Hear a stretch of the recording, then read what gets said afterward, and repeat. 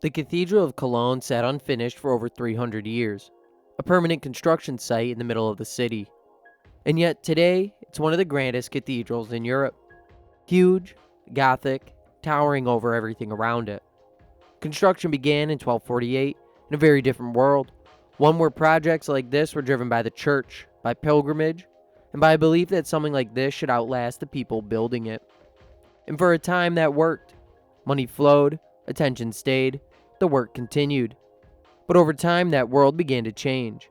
Trade routes shifted, wealth moved elsewhere, and the authority of the church itself began to fracture as the Reformation spread across Europe. What once felt essential didn't anymore. The work slowed, and eventually it stopped. Not because the building was destroyed, but because it no longer felt important enough to finish. And so it remained, half complete, not for years but for centuries. Generations lived and died around it.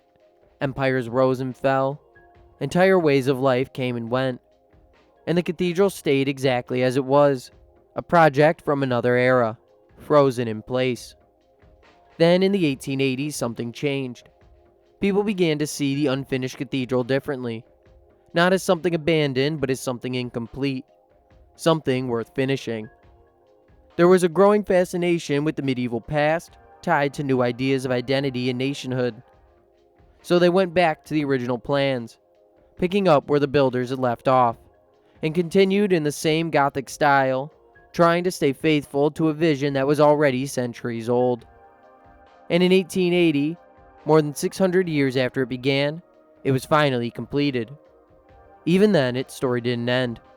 During World War II, the city around it was heavily bombed, and yet the cathedral remained standing, damaged but still there. And that's what makes it strange. This isn't just a building. It's something that survived different worlds, built in one, abandoned in another, and finished in a third, and somehow it still looks like one idea.